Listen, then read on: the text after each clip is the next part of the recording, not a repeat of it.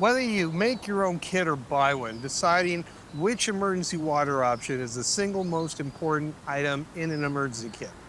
This video is about the three emergency water options. So let's just jump right into it. I'm a big fan of FEMA and the American Red Cross, so as far as water goes, I go with their recommendations. 1 gallon of water per person per day. Wait, what? 1 gallon? That's a lot, mister. Well, yeah, but it's a good recommendation and it makes sense. In this 1 gallon of water, you have more than enough water to keep yourself hydrated throughout the day, plus a little extra if you need water for cooking or even quick wash up. So here's your first option. Bottle and use what you have on hand. Bottling your water is the cheapest and quickest method as opposed to buying water. You can recycle containers like this 1 gallon jug, or you can take a 2-liter bottle, you clean them out, you sanitize them, then you fill them up with water from your tap. Then you take a Sharpie and you write the month and the year on it, and then you store it. Put it away somewhere inside your home that year round is reasonably consistently cool, dry, and dark. And if you do that, I guarantee you the water will last up to a year. I also mentioned using what you have on hand. Most of us have water heaters in our homes. Water heaters are filled with potable water that's heated. It's still drinkable. Well, Mr. Steve, how do I get this water out? Let me show you. I could take a garden hose, if I have one, measure out about 3 feet of it, or roughly the length of my arm. And what I want to do is I want to cut off the female end. So something like this. This is the female end. I'm going to screw this onto this little spigot that's down here. When I do that, I want to make sure that I get it on there nice and secure and turn it on. Now, on my water heater, it's fairly new, so it has an updated spigot, so I have to actually use a flathead screw to turn the valve. And what I'm going to do is I'm going to turn the valve and I'm going to turn it open, and then the water's going to run out into my container. Now, before I fill up my water container with the water from this, what I want to do is I want to be wearing gloves because the water may be hot. And another thing is that being that this water heater is about 7 years old, there's still some sediment buildup down here at the bottom. And even though the water's safe to drink, I don't really want that sediment. So I'm going to let the water run all over my floor for about 5 to 10 seconds until the water's not cloudy anymore. Now, once it's done that, then the water's safe to drink. I can just put it right into this container, or I could just turn off the spigot. I know that this is a sterile container. Now, if you have a tankless water heater, this isn't going to help you, and I'm really sorry about that. Here's your second option, buying water at a retail store or online. Now, there are many different types of bottled water choices out there, ranging from something like the 8-ounce version all the way up to the 1 gallon or 16 ounces, and even 5-gallon water jugs. And on top of that, there are many different types of water to choose from. Take your pick. There's spring water, there's distilled water, there's purified water, there's drinking water, etc., etc., etc. All these options have one thing in common. They have an expiration date of a year. What's the difference? Here's your answer. FDA regulations require that if a bottler sells water to the public, by law, they have to specifically state where the water was sourced from. So this is a 1-gallon bottle of Alpine spring water. That means it came from a spring.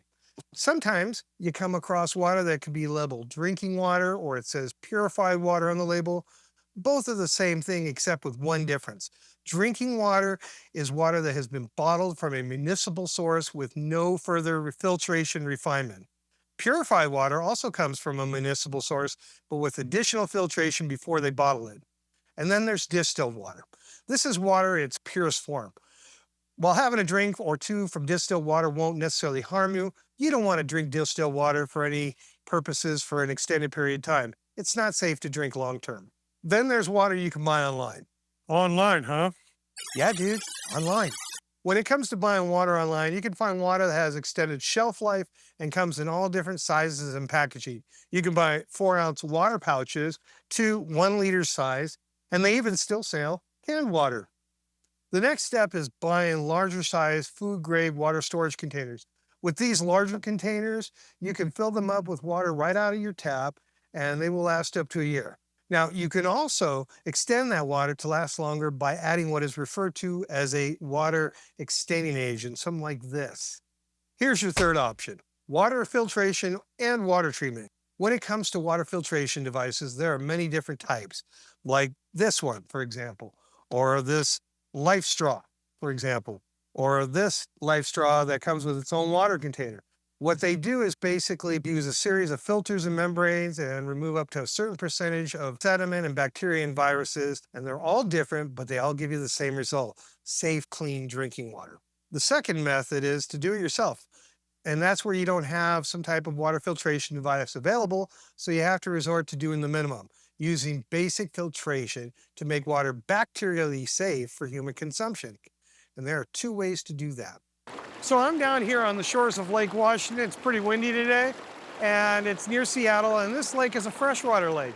If I really need water and I have no other ways or means to get water, I have this big lake, so I'm going to use it. Now, for demonstration purposes, I'm going to use this clear plastic solo cup, and I'm going to scoop up a sample of this water from this lake.